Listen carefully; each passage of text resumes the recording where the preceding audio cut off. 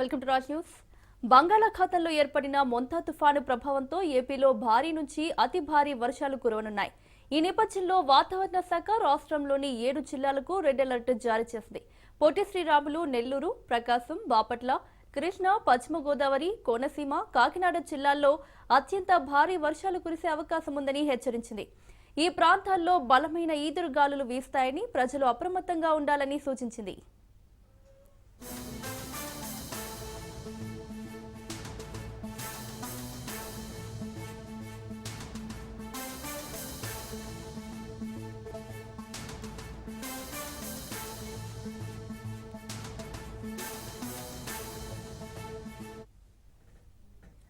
రాష్ట్రంలోని మరో 16 జిల్లాలకు ఆరెంజ్ అలర్ట్ జారీ చేశారు.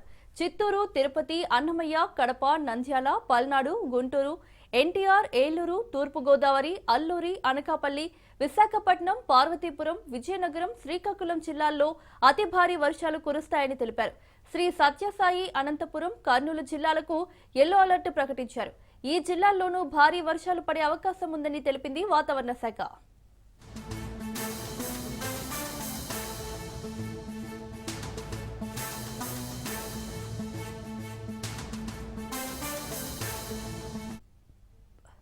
ఆగ్నేయ బంగాళాఖాతంలో కొనసాగుతున్న తీవ్ర వాయుగుండం మరింత బలపడి పశ్చిమ వాయువ్య దిశగా కదులుతోంది. ఇది రాబోయే 24 గంటల్లో మొంతా తుఫానుగా మారే అవకాశం ఉందని భారత వాతావరణ విభాగం వెల్లడించింది. ప్రస్తుతం ఈ వాయుగుండం కాకినాడకు ఆగ్నేయంగా కేంద్రీకృతమై ఉంది.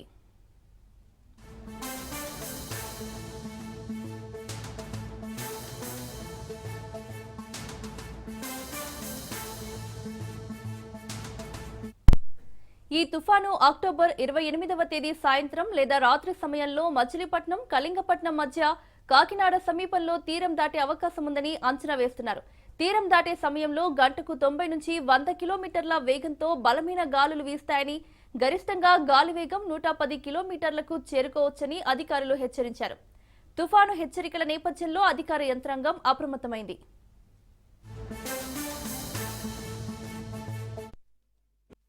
మనకి మోంతా తుఫాను 28వ తారీఖు ఆంధ్రప్రదేశ్ తీరాన్ని అంటే ఇప్పటికైతే ప్రెడిక్షన్ కళింగపట్నం నుంచి మచిలీపట్నం మధ్యలో ఎక్కడైనా తగలవచ్చు. Mostly around Kakinada landfall ఉంటుంది అని చెప్పి ప్రెడిక్షన్ ఇచ్చారు.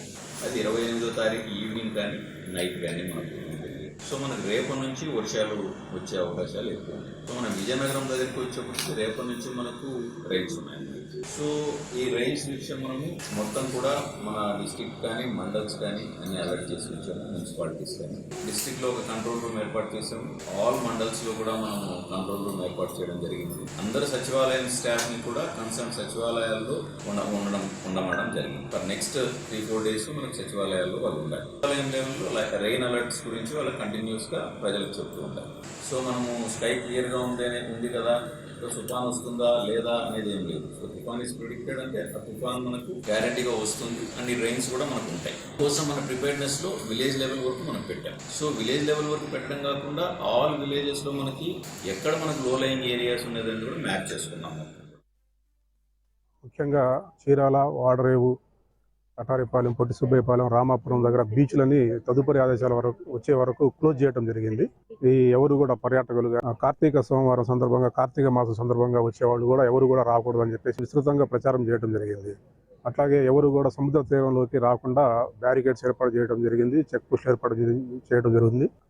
సైక్లోన్ ప్రభావంతో ఇక్కడ తీర ప్రాంతాలైన వాడరేవు, రామాపురము, పొట్టి సుబ్బయ్యపాలెము, అలాగే చిన్న గంజాం మండలంలోని మోటుపల్లి, పెద్ద గంజాం అన్ని మండలాల కేంద్రాల్లో కూడా ప్రజలను సురక్షితమైన ప్రాంతాలకు తరలిస్తున్నాము.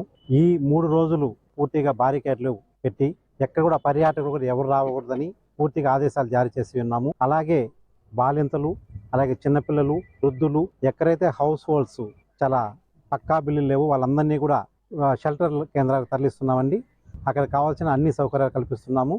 అలాగే ఫిషర్ మ్యాన్ ఎవరన్నా కూడా సముద్ర ప్రాంతాలకు వెళ్ళుంటే పూర్తిగా రప్పించాం బ్యాక్. ఇంకెవరన్నా కూడా ఉంటే వాళ్ళని సురక్షిత ప్రాంతాలు రప్పిస్తాము.